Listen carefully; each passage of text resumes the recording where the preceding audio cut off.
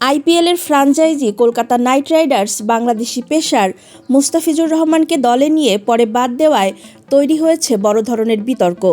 এই ঘটনায় একদিকে মুস্তাফিজের ব্যক্তিগত আর্থিক ক্ষতি হয়েছে প্রায় 9 কোটি 20 লাখ রুপি, অন্যদিকে এর প্রভাব গিয়ে পড়েছে আন্তর্জাতিক ক্রিকেট অঙ্গনে।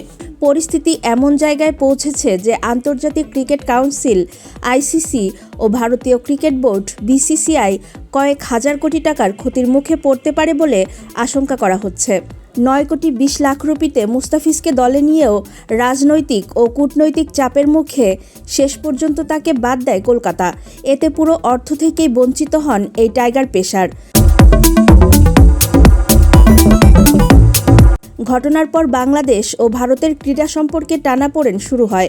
এর জেরে বাংলাদেশ দল আসন্ন টি-20 বিশ্বকাপ বয়কটের ঘোষণা দেয়। উল্লেখ্য, এবারের বিশ্বকাপ অনুষ্ঠিত হওয়ার কথা ভারত ও শ্রীলঙ্কায়।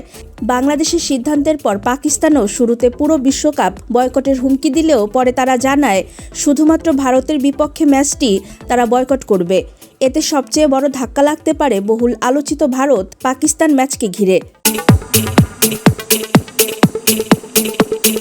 ক্রিকেট বিশ্লেষকদের মতে ভারত পাকিস্তান ম্যাচের সুনির্দিষ্ট বাজার মূল্য নির্ধারণ করা কঠিন হলেও সম্প্রচার সত্ত্ব, বিজ্ঞাপন, স্পন্সরশিপ, টিকিট বিক্রি ও অন্যান্য বাণিজ্যিক কার্যক্রম মিলিয়ে রক্ষণশীল হিসাবেও এর মূল্য প্রায় 50 কোটি মার্কিন ডলার, বাংলাদেশি মুদ্রায় যা 6120 কোটির বেশি।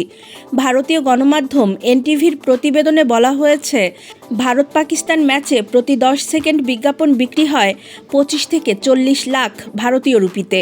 শুধু এই একটি ম্যাচ থেকে বিজ্ঞাপন বাবদ প্রায় 300 কোটি রুপি আয় হয় বলে ধারণা করা হয়। ম্যাচটি না হলে এই বিশাল অঙ্কের আয় থেকে বঞ্চিত হবে সম্প্রচার স্বত্বাধিকারীরা। বিশ্বকাপের সম্প্রচার স্বত্বাধিকারী প্রতিষ্ঠান জিও স্টার ইতোমধ্যেই লোকসানের কারণে আইসিসির কাছে অর্থ ফেরতের দাবি তুলেছে। ভারত পাকিস্তান ম্যাচ না হলে সেই দাবি আরও জোরালো হতে পারে বলে মনে করছেন সংশ্লিষ্টরা।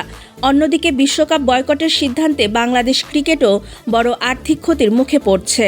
ভারতের বার্তা সংস্থা পিটিআই জানায়, টি-20 বিশ্বকাপে অংশ না নিলে বাংলাদেশ ক্রিকেট বোর্ড প্রায় 2 কোটি 70 লাখ মার্কিন ডলার আয় থেকে বঞ্চিত হবে, যা বাংলাদেশি মুদ্রায় প্রায় 330 কোটি টাকার সমান।